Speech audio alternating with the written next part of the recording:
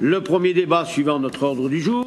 According to our agenda, our first debate, or first item on the agenda, is the round table Intercultural Cities, Building an Inclusive Local Identity. And as I said earlier, this issue, I think, is a central one in our towns and cities today. And the shooting in Toulouse in France, unfortunately, is rather a sad example of the need to build inclusive and intercultural cities. I would like to invite Mr. Palmer, who is Director of Democratic Governance, Culture and Diversity within the Council of Europe, to come to the rostrum. He has kindly accepted to moderate the debate. I'd like to thank him also on behalf of the Chamber of Local Authorities for the important work that he has been doing in this area. I think it is exemplary indeed. And in the Congress, I think we're proud of the work that has been done. I'd also like to thank all those who will be participating in this round table: the Lord Mayor of Dublin, the Mayor of Bursa in Turkey, Deputy Mayors from Rotterdam, Limassol, Cyprus, Izhevsk in the Russian Federation, and an Administrative Councillor from the Municipality of Geneva. It's a broad-based participation. And I'd like to thank you collectively for what you're doing, your commitment to the concept of intercultural cities, and I'd like to thank you for having taken up our invitation to participate in this round table. So, Mr. Robert Palmer, you have the floor in order to introduce this item and to moderate our debate. Thank you very much, Mr. President, and as you said, I think this project of intercultural cities is a prime example of the very genuine and open and helpful cooperation between the intergovernmental sector of the Council of Europe and the Congress. And I would like to thank you and your staff, really, for their willingness to participate in this important project and to facilitate and help us to organize this important debate today. I'd also like to warmly welcome again the mayors, vice mayors and representatives from 6 different cities across Europe. And I want to thank you for joining us this morning in the debate and also for helping making your own cities cohesive communities, which we are all trying to work towards. How we manage diversity at a local level is one of the defining challenges we now face. And it was in response to this important challenge that cities have to deal with that the Council of Europe and the European Union developed a joint program which is called Intercultural Cities. There are now 21 cities that are formal members of the Intercultural Cities program and another 40 cities that are associated members. And 4 of the cities who are part of our network of intercultural cities are represented this morning in the discussion. Before I invite each of the mayors to speak and say a few words in introduction to their city, I would just like to share with you 4 of the basic principles that underpin the Intercultural Cities program. The first principle is that diversity across our communities, diversity in Europe is an asset. That is, it's a positive asset for our cities, an advantage for cities as they welcome an increasing number of people from other countries. So the first principle is focused very much on the positive effects of diversity, which we a diversity advantage, an approach that we have shown can minimize conflicts in cities, diversity that promotes creativity, and this diversity advantage can only be realized if cities embrace this understanding of its own diversity. Encourage people with different backgrounds to mix and try to ensure that everyone is positive about intercultural relations. So this is the very first principle behind our Intercultural Cities program. The second principle, equally important, is about empowerment.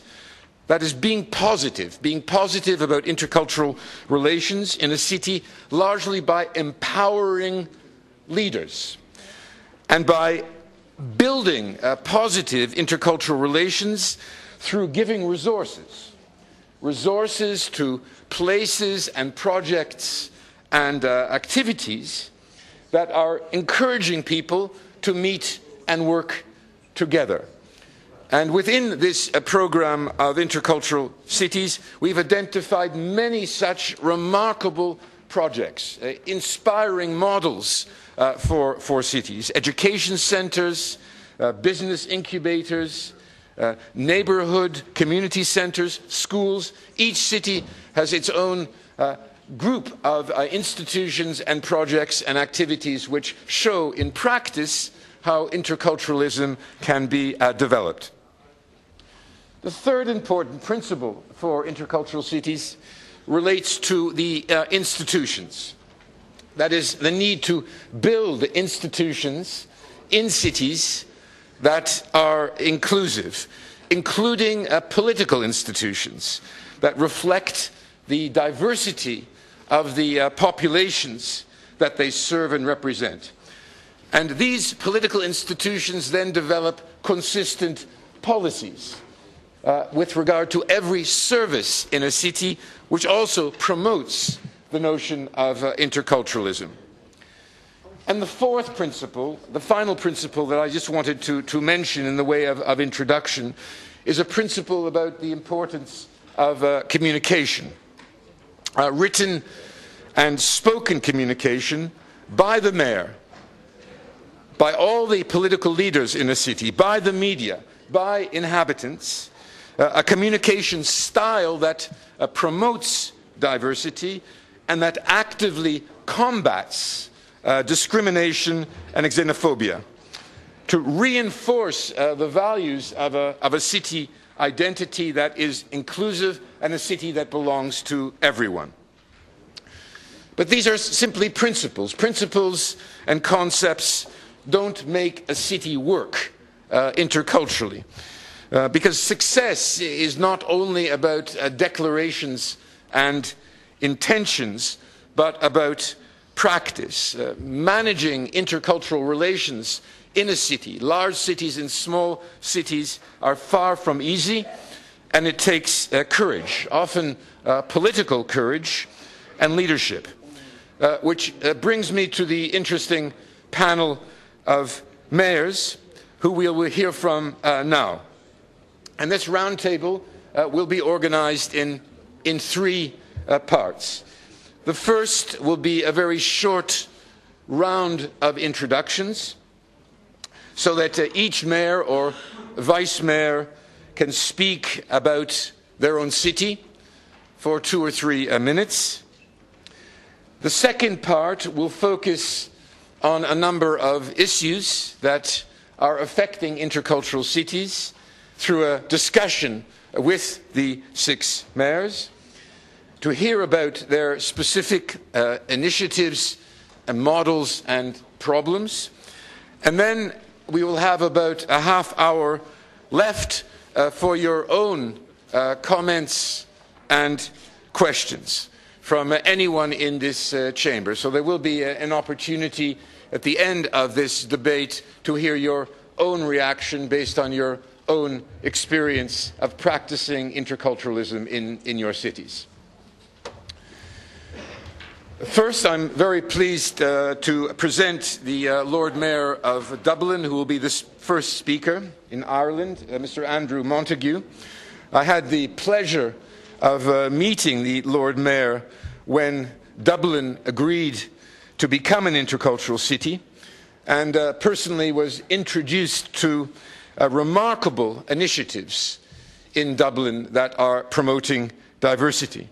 Mr. Montague was elected to Dublin City Council in 2004 when he was elected Deputy Lord Mayor, and then was re-elected to Dublin City Council in 2009. Mr. Montague has a career of fighting educational disadvantage, tackling anti-social behaviours of citizens, promoting actively the city's regeneration. Lord Mayor, it's a great honour to have you here now, and now interested in your saying a few words about the city of Dublin. Thank you very much.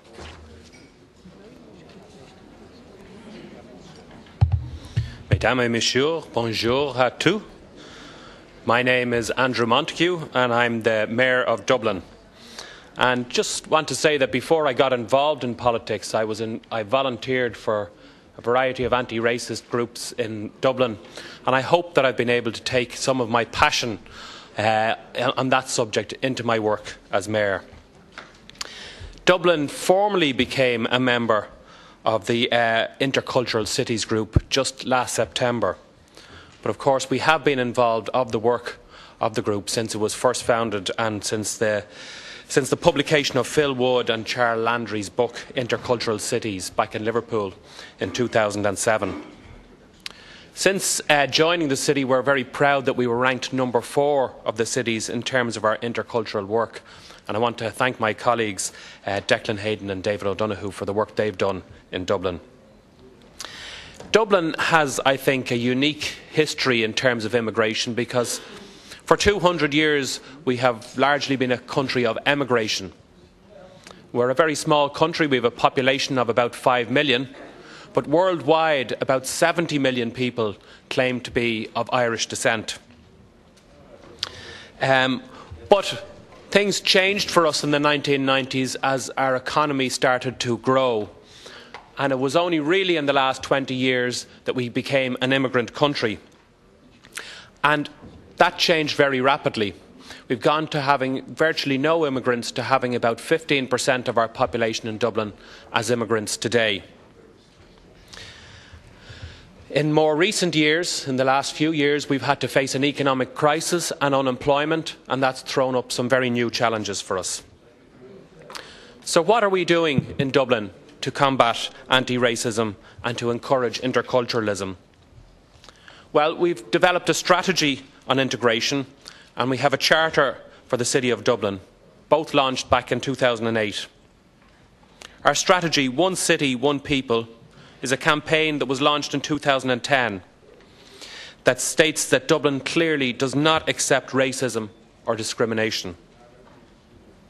In my year so far as Lord Mayor, I've set up a commission into antisocial behaviour and crime, and a part of that commission is examining how to tackle issues of racism and discrimination. We've also put a lot of emphasis on celebrating the diverse cultures that are now living here in Dublin. And this we find is very important for younger members of the immigrant community, particularly young children and teenagers, to celebrate their own cultures. For example, we have the Dublin Chinese New Year Festival. We have our African Day and African Festival.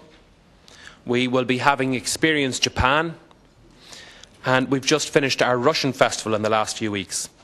And this weekend, our St. Patrick's Day Festival was very much a celebration of interculturalism in Dublin. However, racism and discrimination remain real problems in our cities, in our city and in our society.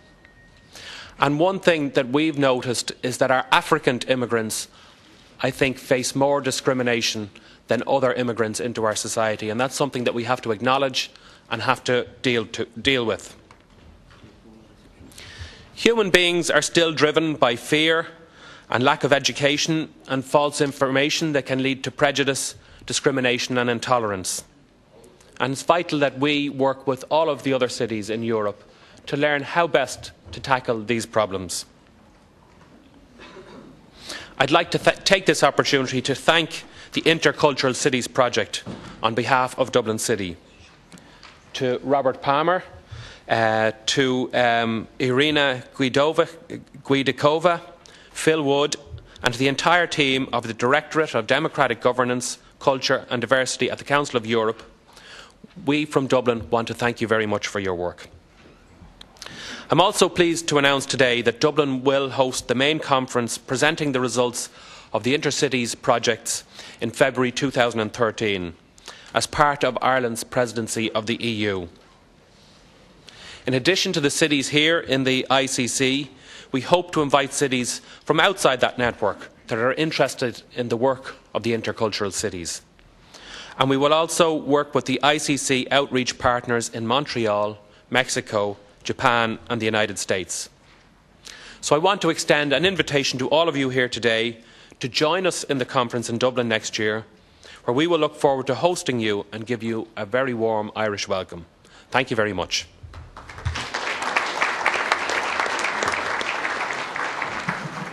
Juste un petit message, chers collègues. Just a brief message, colleagues. I'd like to remind you all that mobile phones cause interference when they ring, and they're also a nuisance for neighbours next to you. So if you want to speak to someone on your mobile phone, please go leave the room and do it there. Thank you. Thank you very much, Lord Mayor, for those inspiring remarks, and we'll have an opportunity to engage in a discussion after all the mayors and vice mayors have had an opportunity briefly to present their cities. I'm very pleased now to introduce Korrie LOUWES, who is the vice mayor for the city of Rotterdam. Rotterdam is a city, as most of you are aware, with a very high percentage of inhabitants who have immigrant backgrounds, approaching 50%, I'm told. And Mrs. LOUWES has an impressive experience working in government and in different ministries. Currently, she is the vice mayor responsible for a labour market, innovation and participation. Ms. LOUWES, please give us some introductory remarks about the city of Rotterdam.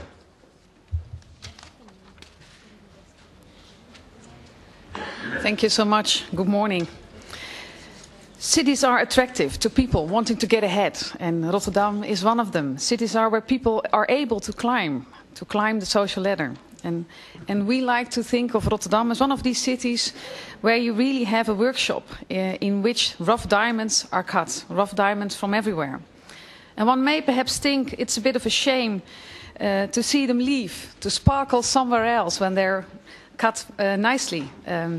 But it's a pleasure to see that rough diamonds who have arrived in Rotterdam grow and sparkle anywhere in the world. And in fact, we are proud that our city actually brings a new light into everywhere in the world, a little bit of Rotterdam everywhere.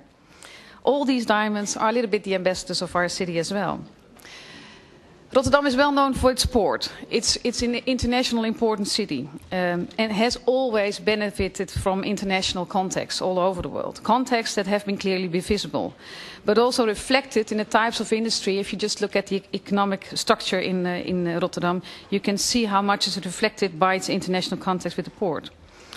But there are also some smaller links with colonial stores, Chinese restaurants, Surinaam's food shops, more recent multicultural Westkruiskade shopping areas, small shopkeepers who all contribute to the image of a city of being internationally and being economic active. And they tie businesses together with countries of oranges, of course. And these business ties are developed in a number of trade sectors. And of course, what we like to share is the entrepreneurship of it, because that was something we sometimes lacked in the Netherlands.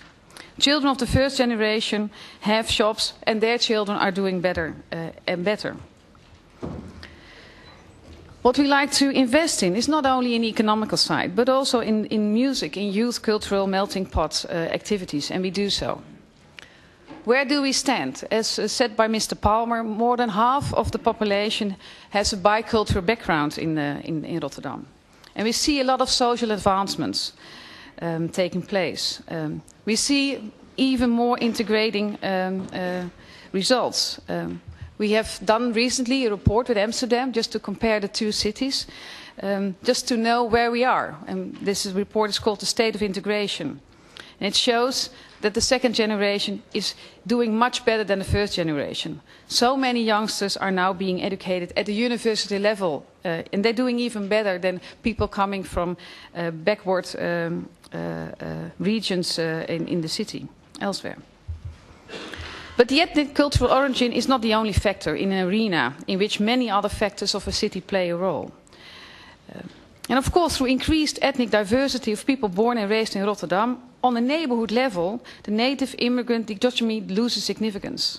After all, being from Rotterdam, living your life in similar surroundings and circumstances means more similarities rather than differences, similarities that grow and grow every day.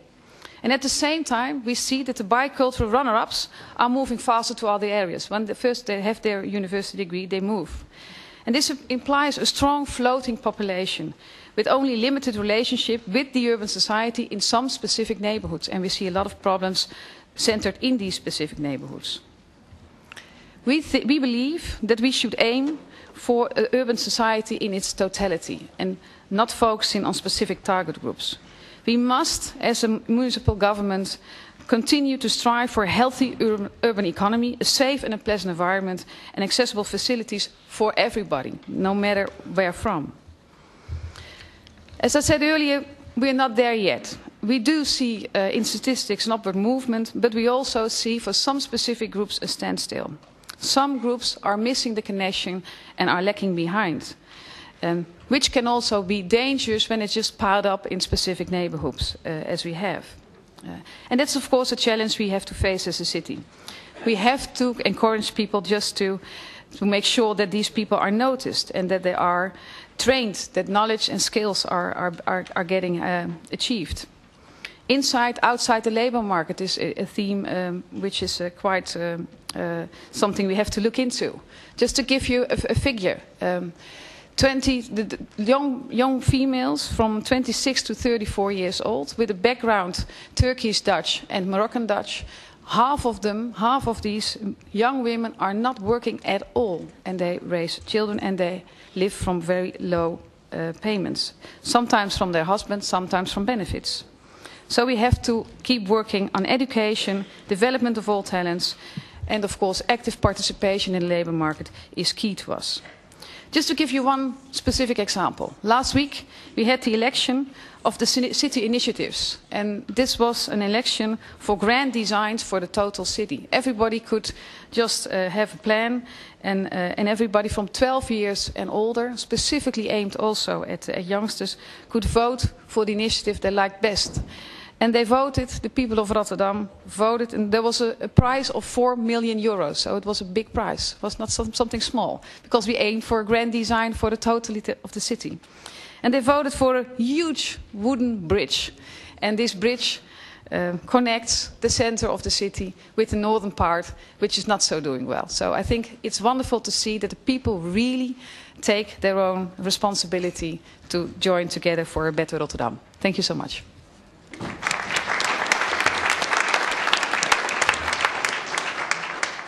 Thank you very much, Mr. LOUWES, and I think we are all watching cities in the Netherlands in terms of the way in which they are adapting to increased immigration to a certain extent and overcoming a number of issues which they've been facing for some time. So we'll engage a little bit more this in the discussion, but again, thank you for your honesty in that explanation about the city of Rotterdam and the initiatives that you are taking.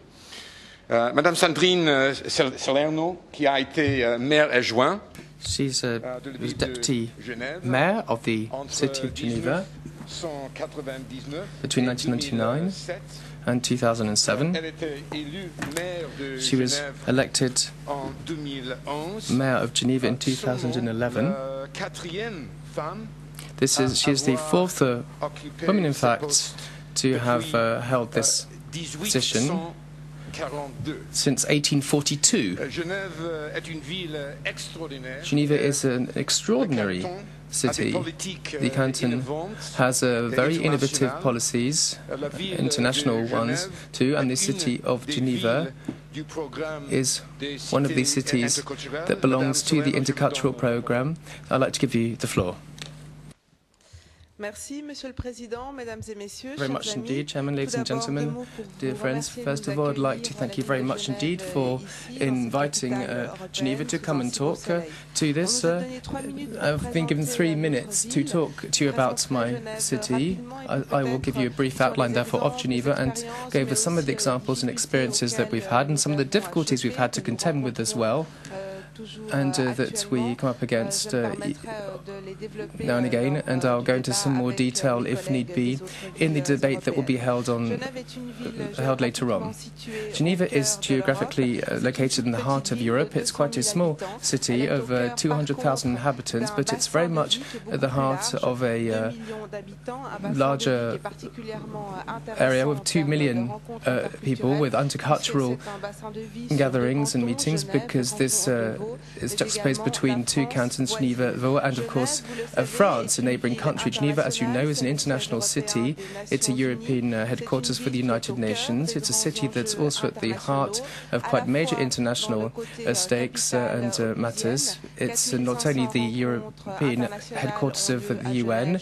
There are more than 4,500 meetings in Geneva every year, and 100,000 people travel to these meetings. It's also a diplomatic centre with more than 160 overseas offices. It's also a financial and economic centre. It's a city that's known and reputed for its banking know-how, and particularly with regard to managing property and fortunes. And it's also has a large number of multinational populations, and recently it's experienced a financial boom as a result of the international business sector. Geneva is also traditionally a city which has a large number of citizens from the European Union, and on its territory, more than 46% of the residents of Geneva are foreign residents. It's a border city, as I was saying. This means that it's a city which changes, especially with regard to the nature of its territory. There are more than 50,000 people that cross the border every day to work.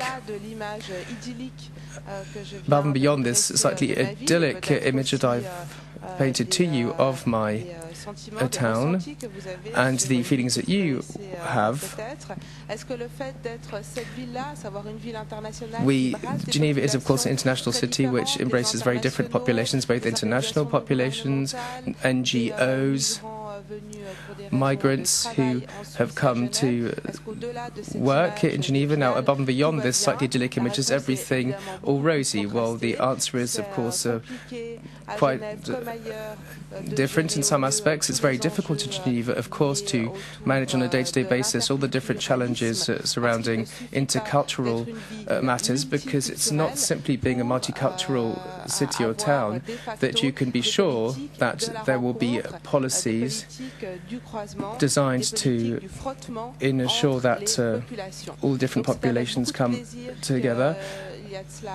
But 2 years ago, I'm delighted to announce this, in fact, we joined the Intercultural Cities project of the Council of Europe, because this was an excellent opportunity for us to share and compare our experiences, our know-how, our day-to-day experiences with other towns and cities that are sometimes, of course, very different in nature to Geneva, but which do have quite close ties with us. And through this, we have been able to draw on experiences to make headway in our own projects. In particular, given the different challenges we have to face and the different nature of population in Geneva, this has enabled us to develop public policies which are forward-looking and modern, and which do come up with the solutions to everyday problems, and not problems that were identified 10 or 15 years ago. I'd be more than happy to continue the discussion later on with my colleagues, and I'd like to give the floor to the next speaker. Thank you. Merci beaucoup, Madame Salerno. I'm very pleased now to introduce Mr. Mustafa Dundar, who is the mayor of the city of Osmangazi in Turkey. Very pleased to welcome you to this panel. Turkey, as a country, has not yet proposed a city to join the program of Intercultural Cities, but what I've heard is that the city of Osmangazi in the Bursa province of Turkey is known as the city of the sultans and the first capital of the Ottomans. Very strong credentials, and I'm very interested now in hearing a brief introduction about Osmangazi and your approach to the intercultural agenda. Mr. Dundar.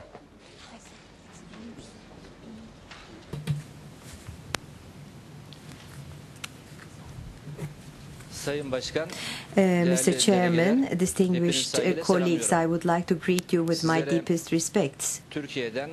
And I bring you the greetings from and the peace wishes from Turkey, from Bursa, from Osmangazi. Osmangazi is situated within the region of Bursa, and it has a population of 800,000 people. Anatolia has been the cradle of numerous civilizations since the beginning of all history, and it has been inclusive of many cultures.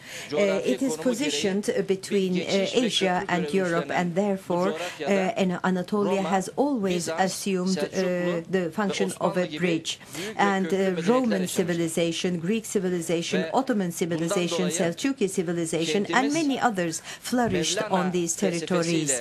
And everybody is living there according to the Mevlana, Celaleddin Rumi philosophy. What is that philosophy? That is the philosophy of humanism, namely, you are welcome and you can come as you are.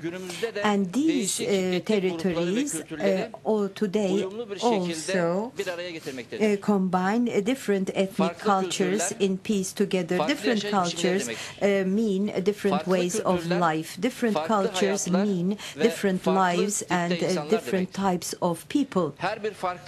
Every difference brings an added value to the general society, and the national groupings become a source from which the whole population benefits. And in order to reach full success, what needs to be done is to establish a communication between these differences, because individuals or groups having different identities, if we can combine them under one combining institution, then we can reach peace and we can establish a pluralistic democracy understanding. In history, Bursa was the city of the first consul, and we know that Bursa has been the cradle of many religions, and there was a Christian minority there, and also it has a Jewish minority composed of the Jews that were expelled from Spain in the 15th century and found refuge in Turkey. There is a Protestant church, and there is also other mosques, churches and synagogues for all religions, and they were established in Osmangazi, and these are now all under the guarantee and safeguard of the municipality of Osmangazi. During the collapse of the Ottoman Empire and afterwards, we received an intensive migration from the Balkans and from the Caucasus. Many minorities minority groups like the Abkhaz and also from the Balkans. They found a new home in the Bursa region and particularly in Osmangazi. Particularly the Balkan groupings and their associations have a special position in our society. We are trying to establish a continuous and effective communication. We do not judge the minorities according to their values, no, but we are judging them according to our common values, and this is our philosophy, which is also